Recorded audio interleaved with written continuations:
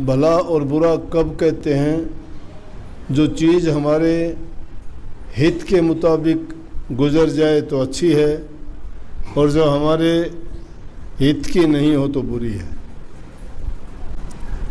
लेकिन प्रभु की नज़र में तो सब जीव एक जैसे हैं। उनको सब की देखभाल, लालना पालना करनी पड़ती है।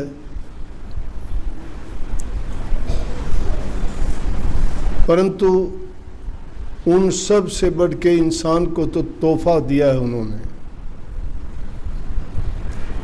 समझ, बुद्धि, ज्ञान, विवेक दिया है।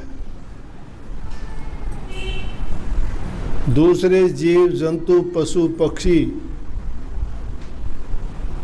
जो 84 लाख प्रकार के जीव हैं, उनमें इंसान जितना ज्ञान किसी में भी नहीं है।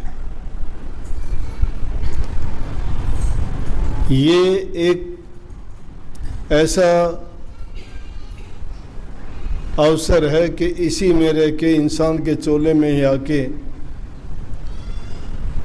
प्रभु की भक्ति करके उसको पा सकता है। परंतु यहाँ अजीब जाल फैला है काल का और माया का। जीव को भरमा दिया है।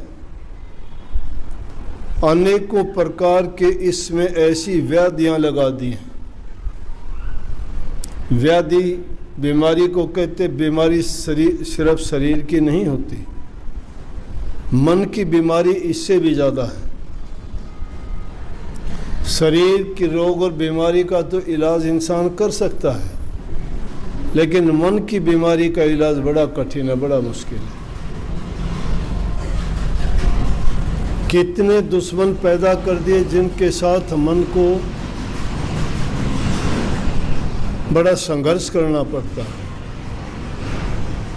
काम, क्रोध, लोभ, मोह, अहंकार, इच्छा, आशा, तृष्णा, वासना, बैर, विरोध, ईर्ष्या, निंदा, कितनी ऐसी चीज़ें लगा दी जिनकी गिनती करना बड़ा कठिन है।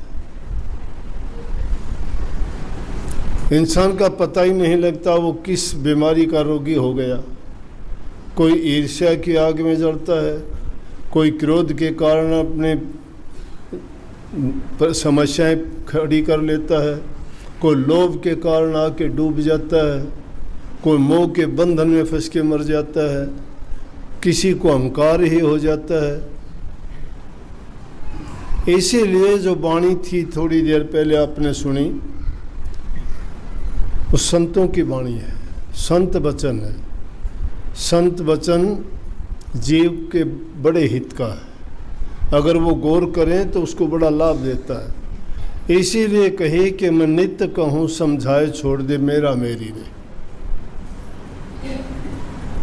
और आगे कह दिया जिनको तू कहता है तेरा।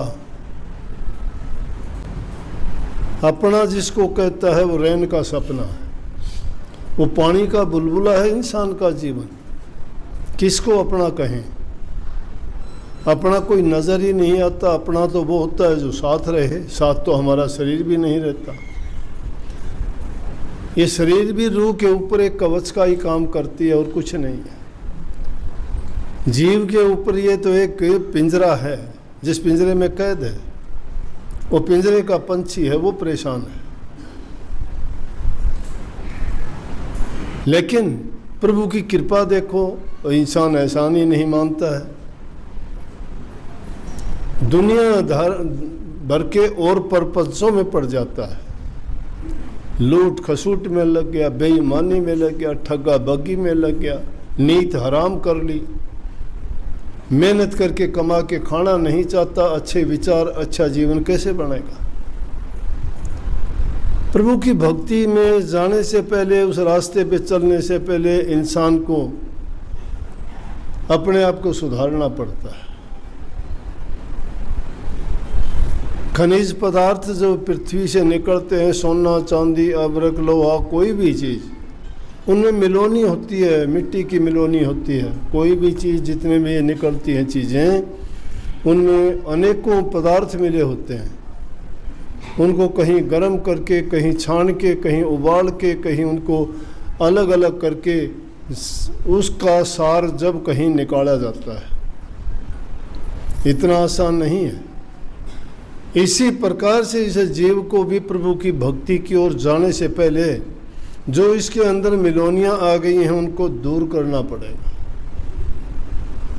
और वो चीज़ें हैं, देखते नहीं, एक अहंकार के कारण कितने बड़े बड़े राजे महाराजे बर्बाद हो गए।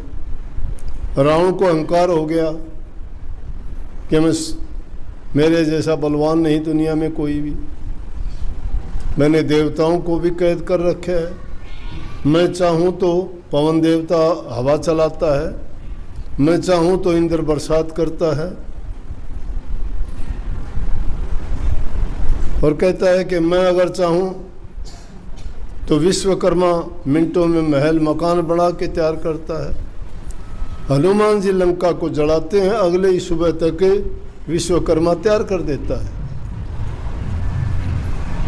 मरते वक्त भी ये कह के गया कि अगर मैं और कुछ जीता तो आग में धुआं नहीं छोड़ता, आकाश को पैड़ी लगा देता और आदमी को सदा के लिए अमर करने की दवाई भी खोज देता। उसको अहंकार हो गया कि मेरे समान कोई नहीं है। बड़े बड़े ऋषियों मुनियों को अहंकार हो गया, बड़े बड़े ताकतवर योद्धा थे उनको अहंकार हुआ, सब मिट्टी में मिल गए, इस मिट्टी में दब के रह गए। इसके साथ क्या चला?